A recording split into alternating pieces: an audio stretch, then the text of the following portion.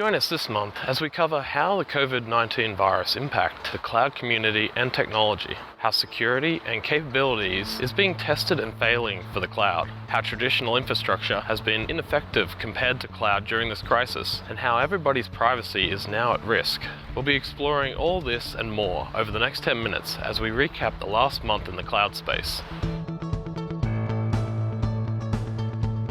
Hi, I'm Matt Carolyn, and welcome to our May edition of Puck Online, bringing you a quick summary of all the major news and events for the public cloud space. Every month, we will come to you online in video, podcast form, and in normal times, an in-person event every quarter in Vancouver, Canada. So we missed the month of April, the first month we've ever missed due to the COVID-19 virus. It wasn't due to the virus stopping us from recording, but simply due to time restraints, as everyone suddenly turned to the cloud for help as the lockdown hit full swing. We even had major cloud providers reach out to us for help as they struggled to keep up with the demand. Suddenly, solutions which would take months of planning and rollout were getting deployed in only weeks. We always knew the cloud could see solutions deployed in only hours. Normally the delay is due to the impact planning and user acceptance. Instead, the impact of doing nothing was greater than the impact shortcutting things would have.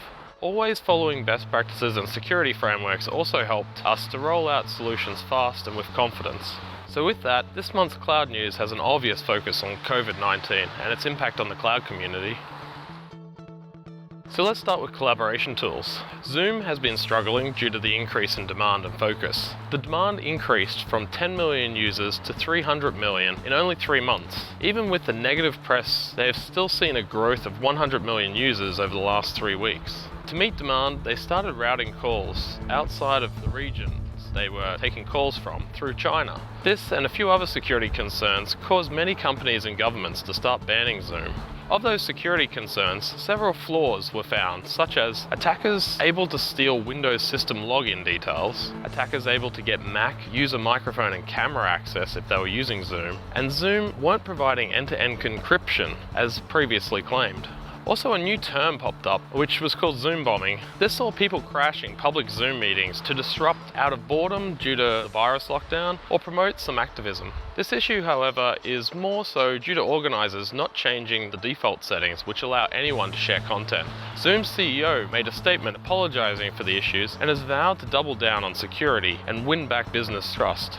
And in Azure news, Azure was struggling with the sudden increase in demand too. They're currently prioritizing the needs of healthcare companies, frontline workers, and first responders to help in the battle against COVID-19. And the company is not only expanding their worldwide data center footprint, but putting temporary resource limits on new Azure subscriptions. Some steps they've made recently to address the demand included optimizing and load balancing Teams architecture without interrupting the customer experience, expediting additional server capacity to specific regions that face constraints, approving the backlog of customer quota requests, removing restrictions for new free and benefit subscriptions in several regions, and refining their Azure demand models. I did hear from someone just last week that they were finally able to use their free credits on Azure again. For Microsoft Teams, it doubled in users in the last month, and they added a lot of new features, most likely in response to Zoom's popularity, as many of them mimicked Zoom features, such as being able to change your background as if you had a green screen behind you. I've even started seeing that people have reworked their home workspaces to actually have a green screen behind them, so that that feature works better. And with Google Hangouts, Google made the premium features of its Hangouts free till the end of September in response to the increased focus on video conferencing and collaboration tools during this time. Some countries such as Australia, Singapore, and others have rolled out apps to track people who they come in contact with and if they have the virus. I actually just heard from my sister the other day in Australia that the government there has rolled out an app, and she was asking me if she should use it. This was the first I'd heard of something like this, since we don't have anything officially happening here in North America yet. After reading up on it, it sounded like it was set up with it to be anonymous, and all the details that I read stressed that. However, it asks you for your phone number, which to me mutes anything being truly anonymous. Not that anything digital can ever be, since there is always a digital fingerprint of some type, but a phone number makes it easy to trace back. Singapore rolled out theirs in March, but as of April only 12% of the population had downloaded the app, with less than that even using it. And then we've also got Apple Google contact tracing app, which was released at the end of April to health organizations. The toolset is a combination of software updates for iOS and Android and software development kits to help developers build and test their apps. The first phase of the system will let health agencies build apps that allow a person who tests positive to COVID-19 to input their diagnosis. The system will then use Bluetooth technology to learn who the person has come in contact with and then notify those people of a possible exposure. China in February started rolling out a government-mandated app when they started lifting restrictions. Now, before people can do things like ride the subway or enter a crowded shopping mall, they have to prove they're a low risk of having COVID-19. They do that by scanning a government-mandated QR health code on their smartphone that's either green, which means likely COVID-free, yellow, which means at risk of COVID-19, or red, which means likely COVID-19 positive.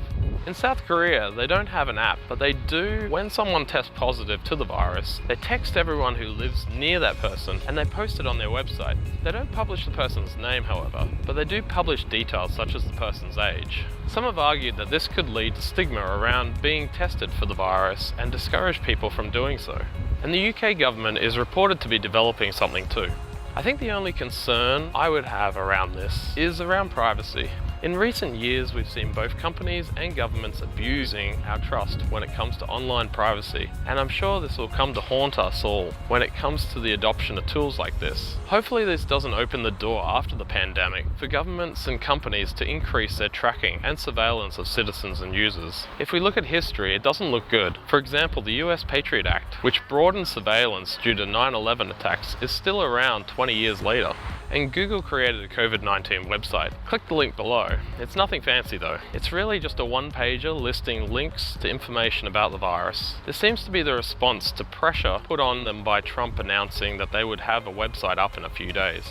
And just a quick plug for our sponsor, CDW, who makes these videos and podcasts possible each month.